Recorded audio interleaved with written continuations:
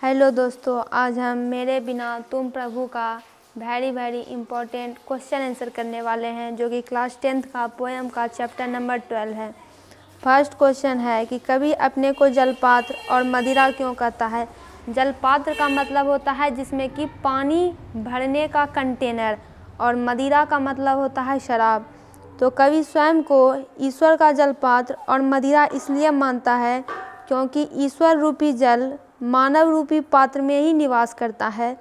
केवल मनुष्य ही उस जल को शुद्ध और सुरक्षित रहता है। अगर मनुष्य उस जल की विशेषता का गुणगान नहीं करेगा, अर्थात उस जल का पान नहीं करेगा, तो फिर कौन करेगा। कवि का मदिरा कहने का उद्देश्य यह है कि भगवान भक्त की प्रेमपूर्ण भक्ति से वैसे ही मस्त हो जाते हैं जैसे मदिरा का पान कर कोई अपनी शुद्ध बुद्ध खो बैठता है। कहने का मतलब है कि भगवान जो है वो सोने चांदी हीरे मोती के प्यासे नहीं है। भगवान प्रेम और भाव के बस भूखे रहते हैं। वो ये नहीं देखते हैं कि किसके पास कितना धन दौलत है। जैसे ही भक्त अगर भगवान को वैसा भक्त भगवान को मिल जाता है तो भगवान भी झूमने लगते हैं, जैसे आदमी मदिरा पीकर झूमने लगता है। इसलिए कवि ने स्वयं को जलपात्र और मदिरा दोनों कहा है। शानदार लवादा किसका गिर जाएगा और क्यों। तो शानदार लवादा ईश्वर का गिर जाएगा, क्योंकि यदि भक्त का अस्तित्व ही नहीं रहेगा तो भगवान का भी कोई महत्व अथवा अर्थ नहीं रह जाएगा। फॉर एग्जाम्पल दोस्तों, आप इसको एग्जाम्पल से समझिए। जैसे रावण था, रावण को राम ने मार दिया और उसके बाद राम मर्यादा पुरुषोत्तम, भगवान राम ऐसे सबसे जाने गए। तो अगर मान लीजिए रावण नहीं रहता, ये जो एंगल है ये थोड़ा अलग है। रावण तो यहाँ पे दुष्ट था, तो राम भगवान उसको मार के ये बहुत ज़्यादा प्रसिद्ध हो गए थे। लेकिन अगर आप भक्त की भी बात करें तो आप सुदामा ले सकते हैं। अगर सुदामा नहीं होता तो कृष्ण इतने फ्रेंडली हैं अपने दोस्त के प्रति, इतने ये रिस्पॉन्सिबल है, ये कैसे पता चलता। तो सुदामा की भक्ति से भी पता चलता है। अगर भक्त नहीं होता तो भगवान को कौन जाता, कोई भी नहीं पूछता, क्योंकि बहुत सारे लोग तो नास्तिक रहते हैं, भगवान को बिल्कुल नहीं मानते। कवि किसको कैसा सुख देता है। तो कवि अपने कपोलों की नर्म शैया पर विश्राम कर रही ईश्वर की कृपा दृष्टि को सुख प्रदान करता था। वह उसे चट्टानों की ठंडी गोद में सूर्यास्त के रंगों में घुलने का सुख देता था। कवि को किस बात की आशंका है। आशंका यानी भय होना, शक होना, स्पष्ट कीजिए। तो कवि को इस बात का भय है, डाउट है कि वह भक्त के बिना क्या कर पाएगा, क्योंकि अगर भक्त ही नहीं रहेगा तो भगवान को पूजेगा कौन। अगरबत्ती, दीप, धूप कौन जलाएगा अगर भक्त नहीं रहेगा तो। क्योंकि भक्त के बिना ईश्वर वृत्तिहीन हो जाता है, वेशहीन हो जाता है। देखिए दोस्तों, आज तक भगवान को किसी ने देखा नहीं है। अगर आप पुराण ग्रंथ पढ़ते हैं तो उसमें पता चलता है कि भगवान जो है निराकार है, उनका कोई आकार नहीं है।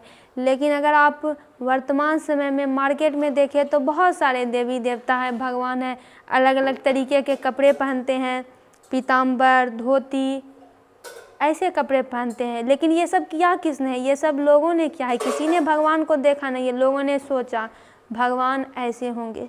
तो वेशहीन वो व्यक्ति ही है, भक्त ही है, जो कि भगवान को वेश भी प्रदान कर रहा है। स्वागत विहीन, गृहहीन और सुखहीन हो जाते हैं भगवान। वह भक्त के बिना कुछ नहीं पा सकते। कविता किसके द्वारा किसे संबोधित है, आप इसके बारे में क्या सोचते हैं। तो यह कविता एक भक्त के द्वारा भगवान को संबोधित है। यानी ये जो लेखक है रेनल मारिया रिल्के, ये एक बहुत उच्च कोटि के भक्त मालूम होते हैं। भगवान को बोल रहे हैं। मेरे विचार में यह कविता परम सत्ता के प्रति कवि के रहस्यवादी दृष्टिकोण को व्यक्त करती है, जो प्रेम के धरातल पर ही अवतरित हुई है। कहने का मतलब है कि कवि भगवान से काफ़ी ज़्यादा प्रेम करते हैं और इस प्रेम को उन्होंने रहस्य के रूप में देखा और इसको कविता में लिख दिया। मनुष्य के नश्वर जीवन की महिमा और गौरव का यह कविता कैसे बखान करती है, स्पष्ट कीजिए। नश्वर का मतलब होता है जो एक दिन नष्ट हो जाएगा, उसकी महिमा बताना है और गौरव बताना है। तो मनुष्य का जीवन नश्वर होता है क्योंकि यहाँ हर कोई भी हमेशा के लिए नहीं रहता है। डेथ इज सर्टेन, मृत्यु निश्चित है, एक दिन सबको मरना ही पड़ेगा एक्सेप्ट सिंगल सेल्ड ऑर्गेनिज्म, लेकिन वो आपको अभी नहीं पढ़ना है। इस नश्वर जीवन की महिमा और गौरव केवल भगवान की भक्ति करने से ही प्राप्त होता है। देखिए दोस्तों, हर एक कवि का अलग अलग दृष्टिकोण होता है। इन कवि का मानना है ये जीवन जो है नश्वर है, भगवान ने हमको जीवन दिया है तो हम भगवान की भक्ति करें। कुछ और कभी भी कुछ और मूवी भी आप लोगों ने देखी होगी जिसमें कहा जाता है कि अगर भगवान की भक्ति ही करना होता, पूजा ही करना होता तो भगवान हमें यहाँ पे भेजते हैं क्यों। कुछ अगर आप इंग्लिश पोएट, अमेरिकन पोएट की बात करें तो उनका मानना रहता है कि मरने से पहले तो हमें बहुत सारे वादे पूरे करने हैं, इसलिए हमेशा व्यक्ति को ऊंचा उठना चाहिए, मेहनत करते रहना चाहिए। लेकिन इन कवि का दृष्टिकोण अलग है। इनका कहना है कि पूजा पाठ भक्ति करनी चाहिए और पूजा पाठ भक्ति करने का तरीके पर भी निर्भर करते हैं कि कवि कहना क्या चाहते हैं। नास्तिक मनुष्य कभी भी भक्त कृपा दृष्टि का पात्र नहीं हो सकता है। यानी जो नास्तिक है, जिसको कि ईश्वर में आस्था नहीं है, भगवान उसको कभी नहीं देखेंगे, ऐसा इनका मानना है। लेकिन दोस्तों देखिए, ऐसा होता नहीं है, क्योंकि कर्म ही पूजा है। आप जो काम कर रहे हैं उसी को अगर ढंग से आप करते हैं, करते जाते हैं, मेहनत करते हैं, तो ऐसा नहीं है कि भक्ति प्राप्त नहीं होगी, भगवान प्राप्त नहीं होंगे, सब कुछ मिलेगा, बशर्ते कि आदमी अपना काम ईमानदारी से करते रहे। केवल भगवत की प्राप्ति से ही यह नश्वर जीवन सार्थक हो पाता है।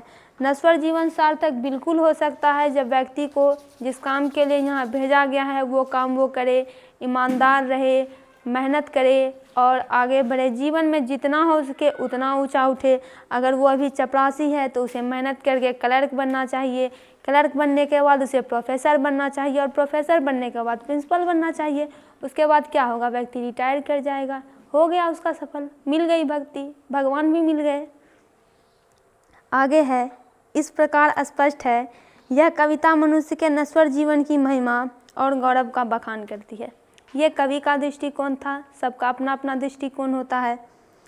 कविता के आधार पर भक्त और भगवान के बीच संबंध पर प्रकाश डालिए, या फिर इस कविता का सेंट्रल आइडिया यानी केंद्रीय भाव क्या है, इस कविता के केंद्र में क्या है। तो भक्त और भगवान के बीच अन्योन्याश्रय संबंध माना गया है, यानी उनका जो संबंध होता है दोनों के बीच बड़ा ही गहरा होता है। दोनों ही एक दूसरे के पूरक होते हैं, यानी एक के बिना दूसरा का काम नहीं चल सकता है और पहले के बिना दूसरा का काम नहीं चल सकता है। दोनों एक दूसरे के पूरक है, यानी म्यूचुअल रिलेशनशिप है। जो संबंध जल और जल पात्र का होता है, प्याला तथा मदिरा का होता है। अब मदिरा रखी हुई है, प्याला नहीं है, तो लोग पिएंगे किसमें।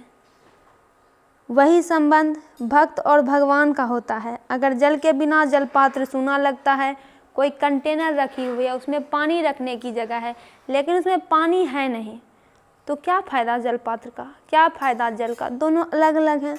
तो जलपात्र के बिना जल भी बिखर जाता है, यानी फैल जाएगा। प्याले के बिना मदिरा और मदिरा के बिना प्याला अस्तित्वहीन हो जाता है, क्योंकि मदिरा जो है प्याला के लिए ही बना है और प्याला मदिरा के लिए ही बना है। उसी तरह भक्त बिना भगवान और भगवान के बिना भक्त का कोई अस्तित्व नहीं है। सिम्बायोटिक रिलेशनशिप, म्यूचुअल रिलेशनशिप, आप कि कुछ भी बोल सकते हैं। आशय स्पष्ट कीजिए, यानी कहने का मतलब क्या है। मैं तुम्हारा वेश हूँ, तुम्हारी वृत्ति हूँ, मुझे खोकर तुम अपना अर्थ खो बैठोगे। तो इन कविता के जो कवि हैं वो है रेनर मारिया रिल्के। इन पंक्तियों में वो प्रभु को संबोधित करते हुए कहते हैं कि हे ईश्वर, इन संसार में तुम्हारे स्वरूप को, तुम्हारे यश को, तुम्हारे कृत और तुम्हारी ख्याति और महिमा के आधार मेरे जैसे भक्त ही है। यानी भक्त ही हैं जो कि अभी भक्त ही होंगे, जो कि बहुत सारे ग्रंथ उठाकर पुराने पुराने ज़माने के पढ़ेंगे। उसी में लिखा हुआ है कि भगवान कितने तेजस्वी थे, कितने यशवान थे, उनमें कितने गुण थे, लोगों को उनको अपनाना चाहिए। और बहुत सारे लोग ये सारे मैसेज पढ़कर लोगों में फैलाते भी हैं। तो ये कौन होते हैं? ये भगवान के भक्त होते हैं। अगर तुमने मुझ जैसे भक्तों को खो दिया तो तुम्हारा कोई भी महत्व अथवा अर्थ नहीं रह जाएगा। इनका कहना है कि भगवान का अस्तित्व भक्त के बिना कुछ भी नहीं, यानी भगवान कुछ भी नहीं है, जो है भक्त है, बाकी भगवान का क्या अस्तित्व है अगर भक्त ही नहीं रहेंगे तो। कहने का आशय यह है कि ईश्वर का अस्तित्व भक्तों की आस्था पर ही निर्भर है।